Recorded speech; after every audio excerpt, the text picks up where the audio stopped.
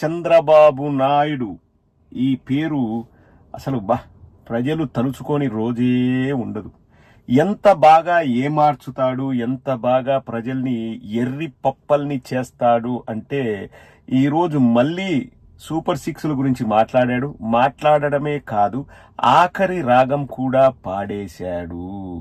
ఆ పాడడం కూడా ఎంత అందంగా, ఎంత హృదయంగా, అది కూడా ప్రజల తప్పే.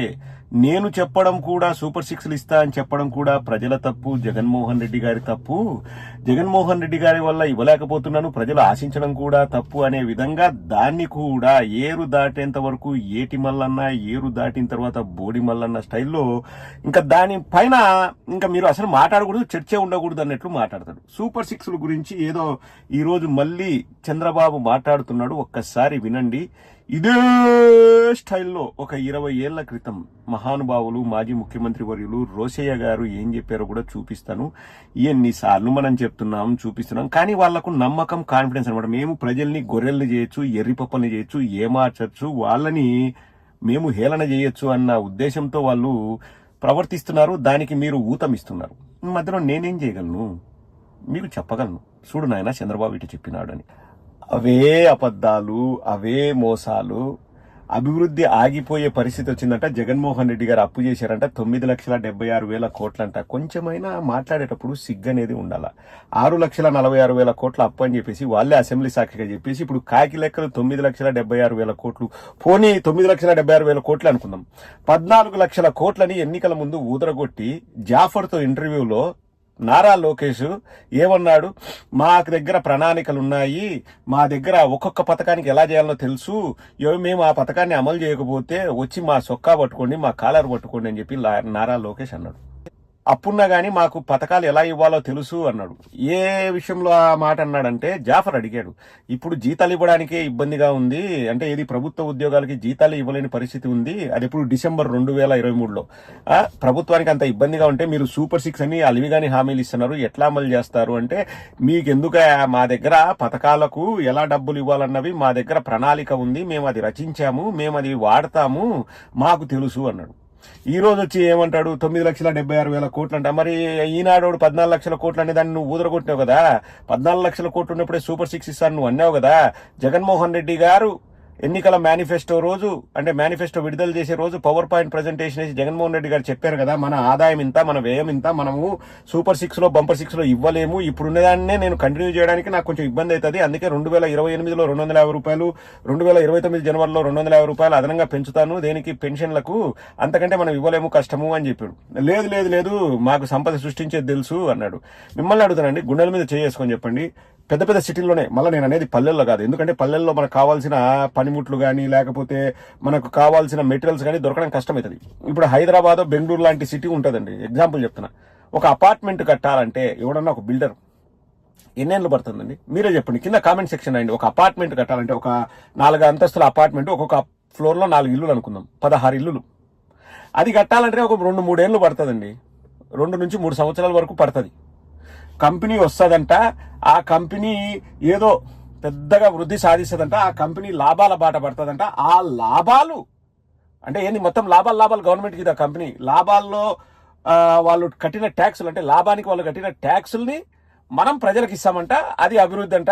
మరి ఎన్నికల్లో అంటే ఏది, ఎలక్షన్స్ టైంలో ఎన్నికలు అయిపోగానే అధికారంలోకి వచ్చిన వెంటనే సూపర్ సిక్స్ అని ఎందుకన్నారు? మీ పుత్రరత్నం కూడా చెప్పినాడు కదా, అధికారంలోకి వచ్చిన వెంటనే సూపర్ సిక్స్ అమలు చేస్తామని. మా దగ్గర వీడియోలు ఉన్నాయి, దాచిపెట్టుకున్నాం, మళ్ళీ లేపేస్తారు యూట్యూబ్ లోంచి. ఇప్పుడేమో జగన్మోహన్ రెడ్డి గారిది తప్పు, ఎక్స్పెక్ట్ చేసిన మీది తప్పు. ఇదే మాటను 20 ఏళ్ల క్రితం రోసయ్య గారు ఎలా చెప్పారో, చంద్రబాబు నిజస్వరూపం అప్పుడు చెప్పిన వీడియో ఇప్పుడు ఎందుకు చక్కర్లు కొడుతుందంటే, సేమ్ ఇవే మాటలే, ఏం మార్పు ఉండదు. ఒక్కసారి వినండి ఏం చెప్పారో రోసయ్య గారు, అచ్చు గుద్దినట్టు ఈ రోజు కూడా సరిపోద్ది. చంద్రబాబు నాయుడు ఊసరవెల్లి మాటలు అప్పుడు అంతే ఇప్పుడు అంతే. అభివృద్ధి ఆగిపోతుంది ఏంటంటే, నువ్వు 14 ఏళ్లలో నువ్వు చేసిన అభివృద్ధి ఏంది చెప్పు.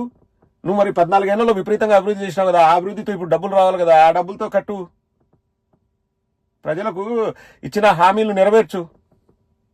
ఏమైంది, నీ 14 ఏళ్ళ అభివృద్ధి అడిగిపోయింది, అటకెక్కిందా? అప్పుడు అవే మాటలే. అప్పుడు అభివృద్ధి చేసినా పుట్టకోసిన 2004లో రోసయ్య గారు మాట్లాడిన మాటలు ఒకసారి వినండి. నరుడా కోరుకో ప్రసాదిస్తున్నానని చెప్పాడు. ఎన్నికలు అయిపోయిన తర్వాత 15 రోజులు కూడా కాకుండానే నేను ఆర్థికంగా దివాలా తీశాను, నా దగ్గర ₹1 కూడా లేదు, ప్రభుత్వాన్ని నడపడం నాకు చేత కాదు, ఉద్యోగుల జీతభత్యాలు కూడా వచ్చే నెలలో ఎలా ఇవ్వాలో నాకు తెలియకుండా ఉంది, కనుక ప్రజలే భరించాలి, ప్రజలే నడిపించాలి, ప్రజలే డబ్బు నాకు ఇవ్వాలి, ప్రజల సలహాలు ఇవ్వాలి అని ప్రజల మీద పడ్డాడు. ఇది బహుశా నాకు తెలిసినంత వరకు భారతదేశ చరిత్రలో ఏ రాష్ట్ర ప్రభుత్వం కూడా అధికారపూర్వకంగా నేను దివాలా తీశాను అని ప్రకటించుకున్నటువంటి సందర్భం ఇంతవరకు కని విని ఎరుగు. మీరు చెప్పండి, ఇది 20 ఏళ్ల క్రితం రోసయ్య గారు మాట్లాడిన మాటలు. అప్పటికి ఇప్పటికీ చంద్రబాబులో ఏమైనా మార్పు ఉందా? ప్రజల్ని మోసం చేసి మభ్యపెట్టడంలో ఏమైనా మారాడా? మీరు ఓట్లు వేసినారబ్బా, అంటే ఈవీఎంలా ఇంకోటి కానీ కొంతమంది ఆశపడినారులే. ఇప్పుడు జగన్మోహన్ రెడ్డి గారు ఒక స్టాండర్డ్ సెట్ చేశారు.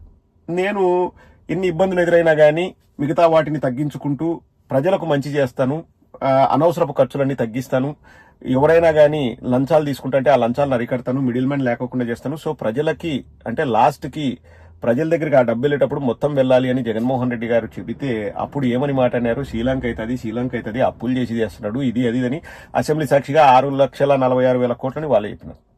మరి జగన్మోహన్ రెడ్డి గారు ఇచ్చే పథకాలకే శ్రీలంక అవుతుంది అంటే సూపర్ 6 ఇవ్వచ్చా ఇవ్వకూడదా? అంటే ఇవ్వట్లే, కనీసం ఆ హామీ ఇవ్వచ్చా ఇవ్వకూడదా? అది మోసం చేసేట్టు కదా. అప్పుడు ఆర్థిక మేధావులు ఎక్కడికి పోయినారు? చంద్రబాబు సూపర్ 6 అనేటప్పుడు ఇప్పుడు కొంతమంది మెట్టు తీసుకొని కొట్టబోతుంది వాళ్ళ నుంచి ఆ మాట్లాడితే, మీకు ఎప్పుడు పథకాలైనా అభివృద్ధి గురించి మెట్టుతో ఈడ్సీడ్సి కొట్టబోతుంది. ఎందుకు ఈ కూతలు ఇప్పుడు వచ్చి మాట్లాడే ఆ కుహనా మేధావులు ఎందుకు ఈ కూతలు చంద్రబాబు గురించి మాట్లాడలేదు? ఎలక్షన్స్ ముందు చంద్రబాబు చెప్పినప్పుడు ఎందుకు చంద్రబాబుని అనలేదు? ఏం చంద్రబాబు బుద్ధుందా లేదని కడుపుగా అన్నం తింటున్నావా, పెంట తింటున్నావా? ఎట్టా హామీలు ఇస్తున్నావు సూపర్ 6 అని? అభివృద్ధి కదా మనం మాట్లాడాల్సింది. సూపర్ 6 హామీలు ఇస్తే రాష్ట్రం శ్రీలంక కాదా అని చెప్పేసి ఆ రోజు ఈ మేధావులు మాట్లాడలేరా? మెట్టుతో కొడతా ఎవడన్నా నా కామెంట్ల కింద మేడం అభివృద్ధి ఆపుతున్నారు, అభివృద్ధి కదా కావాల్సింది, ఈ పథకాల వల్ల ప్రజలు సోమరిపోతులు అవుతున్నారు అంటే అవన్నీ వేరే మాటరా బోయ్, అది వేరే డిబేట్. హామీలు ఇవ్వడం తప్ప కాదా? ఎవడైతే వీడియోల కింద కామెంట్లలో మీరు పథకాలు అని చెప్పేసి ప్రజల్ని సోమరిపోతులను చేస్తున్నారు, రాష్ట్రం దివాలా తీస్తుంది, అభివృద్ధి జరగాలి అని సొట్టకూతలు కూస్తారో వాళ్ళు మనుషులే జన్మ ఎత్తినట్టే కదా నా దృష్టిలో. ఏం ఆ రోజు చంద్రబాబుకు చెప్పలేకపోయినారా? మీ నోర్లు మూతపడినాయా? నోర్లు ఎవరైనా కుట్టేసినారా మీ నోర్లను? ఆ రోజు చెప్పాల్సింది.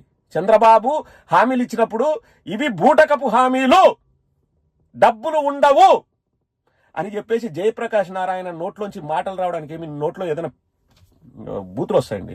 నాకు ఇక్కడ సమస్య అభివృద్ధి జరుగుతుందా, పథకాలు అందుతున్నాయా, ప్రజలు సోమరిపోతులు అవుతున్నారు, ఇది కాదండి సమస్య. That is next stage. First సమస్య ఏంటంటే ప్రజలకి ఆశ కల్పించడం దేనికి, ప్రజల్ని మోసం చేయడం దేనికి, ప్రజల్ని మభ్యపెట్టడం దేనికి? నువ్వు అధికారంలోకి రావడానికి అడ్డమైన గడ్డి గరుస్తా అనడం ఎంతవరకు సమంజసం? నా పాయింట్ అదే అండి. ఇప్పుడు చంద్రబాబు నాయుడు ఇచ్చాడా ఇవ్వలేదనేది నెక్స్ట్. ఇవ్వలేడు కానీ ఆశ పెట్టడం తప్పు కదా. ఇవ్వలేను అని చంద్రబాబు కూడా తెలుసు. 14 లక్షల కోట్ల అప్పున్నప్పుడే నేను అన్ని ఇస్తా అన్నాడు.